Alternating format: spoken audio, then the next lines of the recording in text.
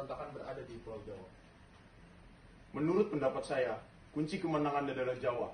Siapa yang bisa menguasai Jawa, itulah yang menang. Saya setuju dengan pendapat Anda, Bu. Jawa! Jawa! Jawa! Jawa! Pada tanggal 21, 23, 26, dan 27 September, PKI melakukan pertemuan. Mereka melakukan beberapa pembahasan mengenai susunan rencana Syam, antara lain. Para jenderal yang menjadi sasaran adalah Lejen Ahmad Yani, Mejen MT Haryono, Maijen R. Suprapto, Majen S. Parman, Brigjen S. Sutoyo Siswo Miharjo, Brigjen di Panjaitan, Let U. Piretendean. Baik, saya akan mulai. Pasukan dengan sasaran Jenderal Nasution dipimpin oleh Raja Pelut. Siap. Pasukan dengan sasaran Jenderal Ahmad Yani dipimpin oleh Letu Mukijan. Siap. Pasukan yang menculik Jenderal Suprapto dipimpin oleh Sulaiman. Siap. Untuk Jenderal Haryono dipimpin oleh Setjen Bungkus. Siap. Untuk sasaran Jenderal Supratman dipimpin oleh Setjen Satar. Siap. Untuk sasaran Brigjen Panjaitan dipimpin oleh Setjen Sukarjo. Siap. Pasukan yang harus menculik Brigadi Sutoyo dipimpin oleh Suyono. Siap. Laksanaan. Siap. Laksanakan.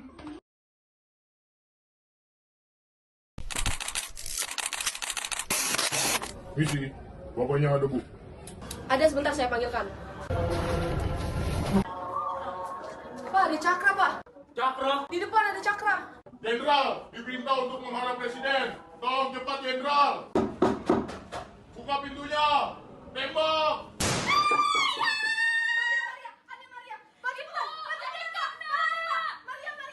Buka pintunya.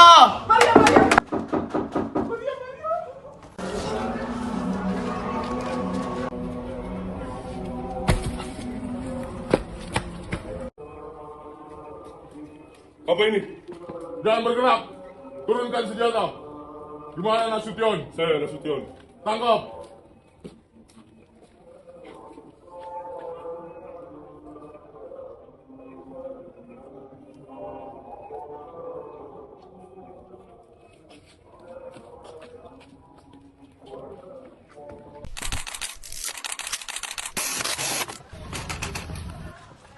Bu, ada bapak? Sedang tidur. Bu, ke dapur aja ya. Ada apa, Bu? Oke, ada bapak. Tanya Bobo. Panggil deh. Apa ada tamu? Ada apa? Bapak diminta untuk menghadap Presiden sekarang juga. Sekarang Iya. sebaiknya berpakaian dulu. Tidak usah, Jenderal. Apa kamu? Sebaiknya cuci muka dulu, toh. Tembak! Seret.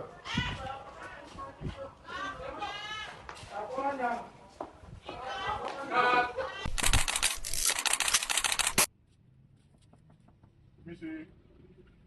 Ada apa? Jenderal diminta menghadap Presiden sekarang juga. Malam-malam gini Tidak ada penjelasan. Waktu terbatas, Jenderal. Atasan kami. Silahkan jalan.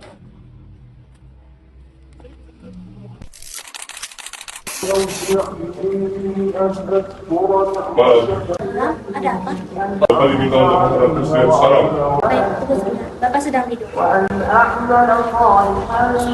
diminta bertemu Presiden sekarang. Datang lagi ke depan. Kembali lagi jam 8. Tidak bisa, ini keadaan genting. Baik, tunggu sebentar. Aduh. Cepat, Jenderal. Tembak. Ayo cepat bersinar.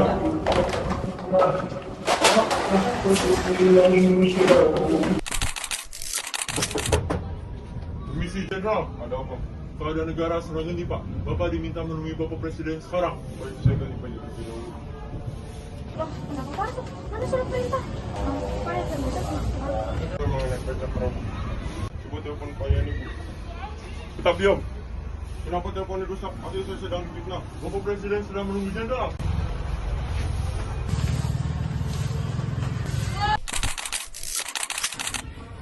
Jenderal, Anda diminta menghadap di Presiden sekarang. Panggil presiden. Ya, Jenderal. Malam-malam gini. Jam berapa ini? Hampir pagi, Jenderal. Hampir pagi. Ini salah waktu kan kamu. Tapi kira tidak, Jenderal. Situasi sedang penting. Tunggu sebentar. Saya berpakaian dulu sebentar. Tidak usah, Jenderal. Ayo, jalan.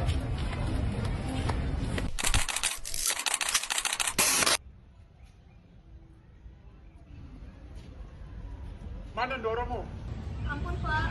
Katakan cepat. Mana dorongmu? Mau mati ya? Mau ditembak ya? Di atas, Pak. Jenderal, keluar Jenderal. Pak, ada pencuri. Atau saya ledakan rumah ini. Cepat Jenderal. Bisa cepat tidak Jenderal? Bisa cepat tidak Jenderal? Siapa yang mainin ini? Anak-anak ya? Nggak tahu, Pak. Cepat Jenderal. Dek, telepon nama Samusin. Keluar sekarang Jenderal. Cepat Jenderal. Tolong jagain, saya akan siap-siap. Cepat Jenderal. Segera keluar Jenderal. Segera keluar Jenderal. Angkat tangan Jenderal.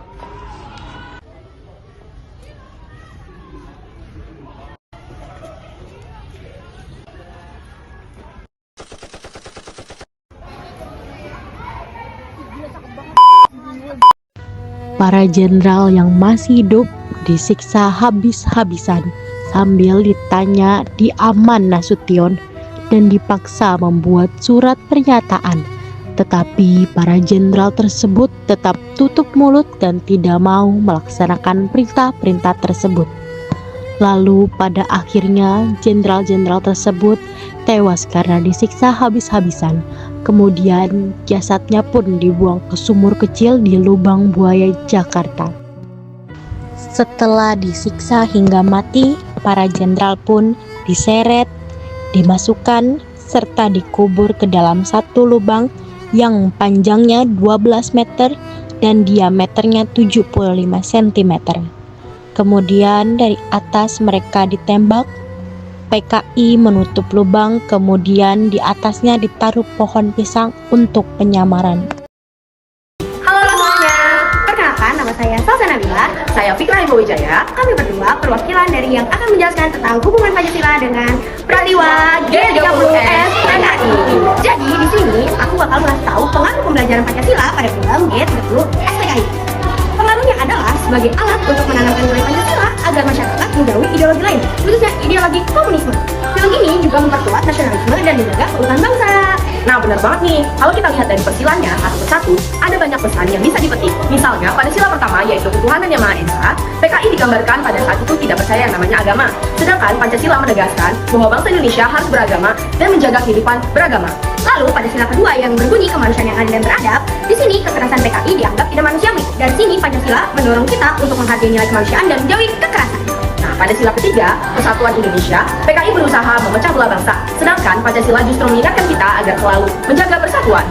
Dan pada sila keempat yang berbunyi kerakyatan yang dipimpin oleh hikmat kebijaksanaan dalam pemusyawaratan perwakilan. Di sini PKI merebut kekuasaan dengan secara paksa. Sedangkan Pancasila mengajarkan kita bahwa keputusan harus diambil melalui musyawarah dan demokrasi. Nah, yang terakhir, pada sila kelima, keadilan sosial bagi seluruh rakyat Indonesia, PKI membuat rakyat menderita pada saat itu. Sementara Pancasila menekankan bahwa keadilan dan kesejahteraan rakyat harus ditegakkan untuk semua rakyat. Jadi, peristiwa G30S PKI memberi pengaruh besar pada pembelajaran Pancasila. Pancasila ditentukan sebagai ideologi negara. Jadi sekian dari kami.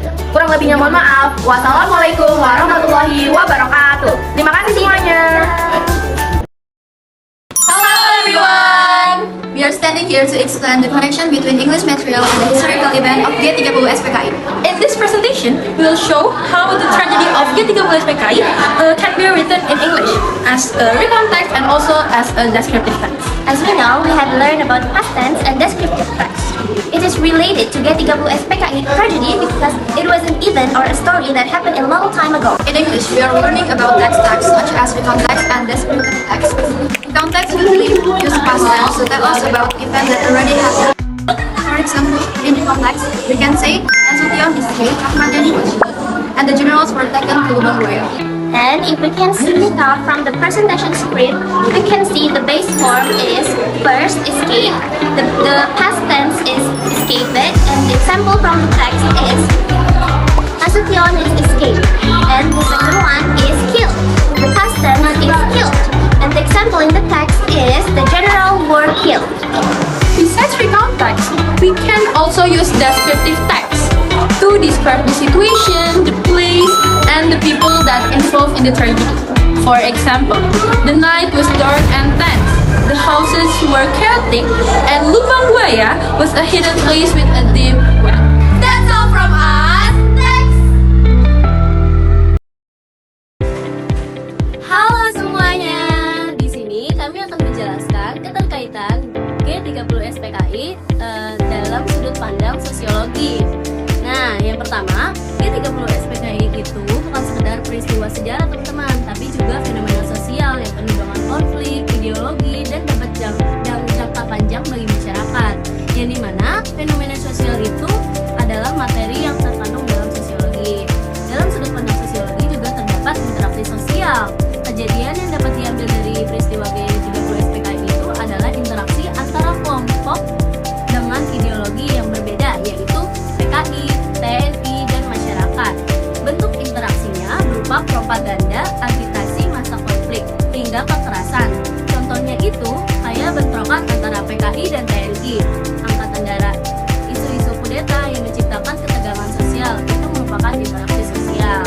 Lalu, saat penculikan dan pembunuhan 7 jenderal oleh kelompok yang terlibat itu termasuk tindakan sosial, yang dimana tindakan sosial juga termasuk dalam materi sosiologi.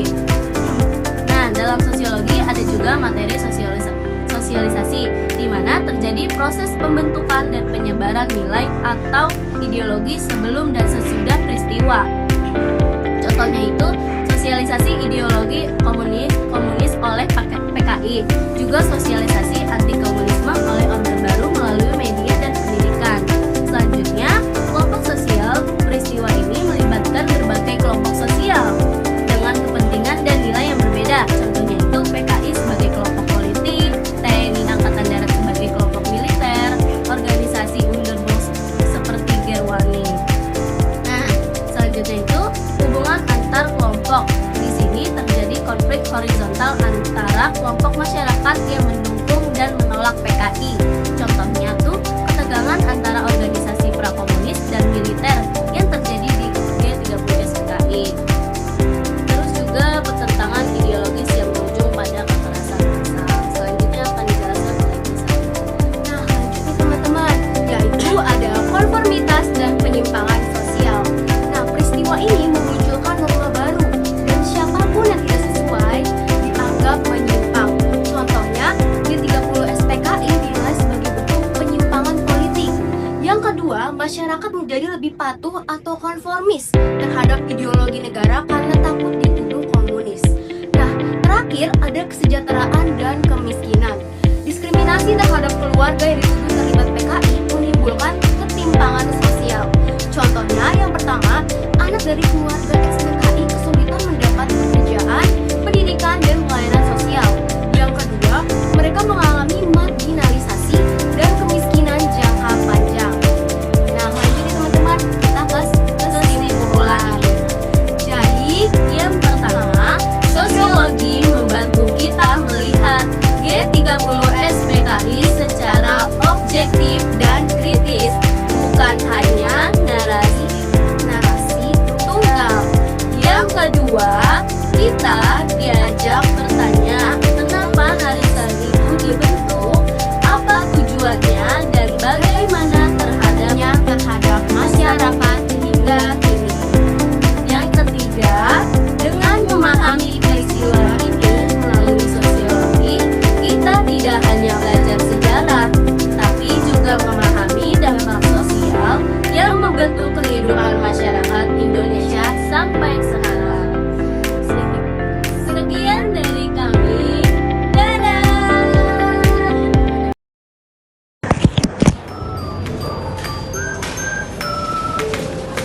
Halo semuanya.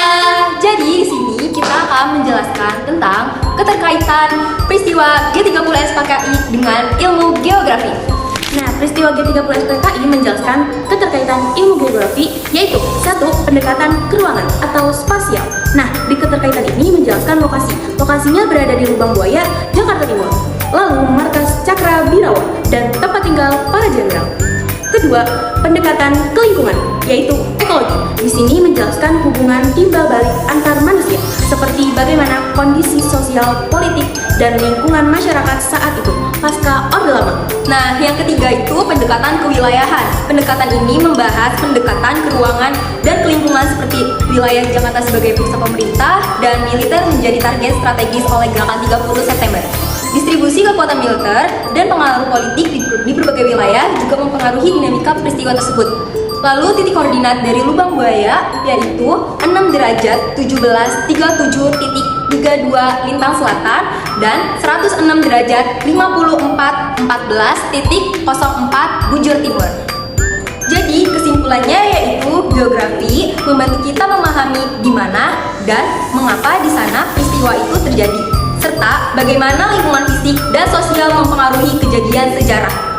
Demikian materi tentang keterkaitan ilmu geografi, Dan selanjutnya akan dijelaskan dengan ilmu ekonomi.